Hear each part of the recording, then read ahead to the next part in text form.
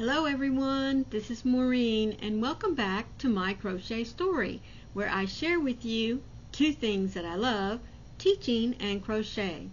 First, before we get started, I want to say thank you all for being here. I appreciate your time. If you're new to my channel, take just a moment to look around, see if there's something that you like. And if you do, be sure to hit that subscribe button down there in the corner and look for the bell that has the little hugs on the side that notifies you every time I put up content. Well, today is about my mosaic adventure. And my mosaic adventure is all about the Sholock. Now, as I said in Sunday's chat, we've been talking about this blanket with Michelle from Michelle Mosaics and More. She's the one that's kind of spearheading this for us. There were quite a few of us in my little Zoomy room that I go to every day that wanted to learn mosaic. And so she picked a very easy pattern for us. We pronounce it Sholock. Now, that may not be the right way to pronounce it. I don't know, but there it is. Now, my pattern came in a kit from Mary Maxim. It was gifted to me for my birthday by Carrie from Carrie the Yarny Elephant. And so I believe I showed you my colors are a neutral background. Now this is what came in the kit. This is Mary Maxim's best value. It is a 100% acrylic yarn. It has, let me see if I can read this upside down, approximately 342 yards. It is a 4-weight yarn. And let's see, as I said, it is in a Mary Maxim kit, the Sholock kit. And with it, my tree colors, as you notice here, the trees have a different color there. My tree colors are this very pretty prism. I'm going to read the tag for you real quick. It's also Mary Maxim. Now, this is a 3-weight yarn, and the cottonwood is a 4-weight yarn. And I'll talk about that in just a minute. This has approximately 290 yards. Like I said, it is a 3-weight, and it is also a 100% acrylic yarn. Now, when I get ready to wash this blanket, I will be doing it by hand because it does say for the prism color to wash it by hand. Now, this one here, it says that you can machine wash it. You can dry it if you want to, but I won't be doing that. So, oh, and here's the color. Now, my trees are started out with these blue colors here in the middle. I don't want to tear this apart too much. But you can see those in there, some really pretty blues, and then it goes to this very nice dark brown and into some camel colors and into our caramel colors, and then into the excuse me, white here, and then it's going to go right back into the blues. Alright, now the nice thing about this pattern is in the kit, it gives you all the yarn you need, and that's what's really great about Mary Maxim, because she gives you enough of what you need, and if by chance you don't have enough, all you have to do is contact them and they'll send you another skein of whatever it is you need. Now, this pattern calls for approximately 2,200 yards of 2 different colors. So, like I said, all of that was provided for me in the kit. I didn't have to go looking or anything. Now, this is the full design image here. Now, it's just, you know, what it looks like if you have it on a chart. And if you're experienced enough, there's a nice chart legend here. It tells you what all of the squares and their symbols inside each one of them will do for you. And there's our pattern 1. I believe there's about 6 patterns. Let me see. Let me see. Yes, there are 6 different patterns to this blanket. So in other words, it's done in sections. Now, I started out because I'm a chart reader and I really love my charts, but not being familiar with the markings for the mosaic chart, I got myself into trouble real quick. So Michelle suggested to me that I do the written instructions. There they are. And the nice thing about this is that it gives you this little row here for you to check off, you know, as you do each one. And I will tell you that, and many of you may do this already, but I did find it very handy to take myself and fold up a piece of paper and put it under each row as I'm working on it, and then just slide it down. That way I don't skip back and forth between rows. Another thing, after I crocheted my 196 chains, and then you turn and you come all the way back and make 195 single crochets, and that's how you get the blanket started. So what I did for myself was I gathered myself up some stitch markers, and I didn't do it right away though. Let me back up. I had 2 or 3 tries at this, folks, mainly because I started out on the chart, got myself in a pickle, then switched over to the written instructions. And so I found that stitch markers became my best friends. They really did. And so on the first 4 or 5, let me check here. Yes, 4 rows, I used my stitch markers to mark off each pattern section. And each pattern section consists of 24 stitches. So I would mark off 24, and on the 25th stitch I would put a stitch marker saying that's the beginning of the next repeat pattern.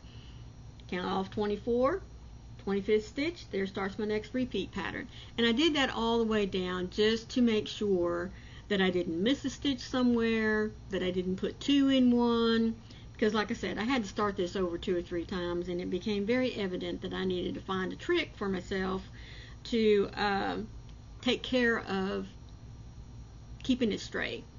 And so that worked very well for me, and I got that going. Now after row 4, the pattern or the sequence of the stitches kind of changed a little bit, so I had to kind of change my game plan, but as you can see, I'm still using stitch markers to mark off my patterns. And for this next particular row, once I get through with this pattern here, I will stop and mark off the repeats again, and then again as I go, because number 1, I don't want to have that many stitch markers on here, and 2, I just like working in smaller sections to keep myself straight. So let me show you what I have gotten so far done in the first 10 rows. There she is. There you go. As you can see, the this, let me get my fingers in the right place. Let me look at it this way. Okay, so this is starting the bottom of one of my trees. And let's see, can I go to the next one? There's the next one in the pattern. And here's, yes, there's the next one in the pattern. So you can kind of see those colors in there, how they've started out with the blue tones, turquoisey tones, and now I'm into the browns there. So it's going to make for a very colorful tree, I think. Yeah, I'm thinking it's going to be really, really pretty.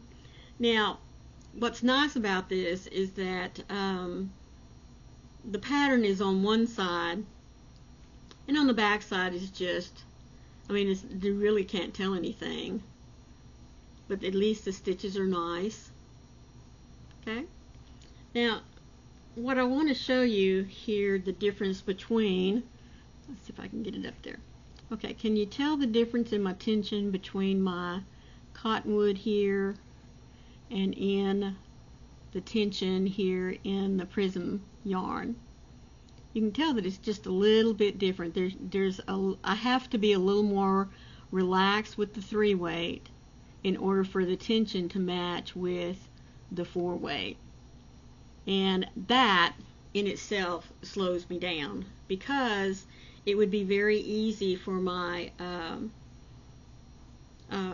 blanket to get very cattywampus, I guess you could say, stretched out of shape, that kind of stuff.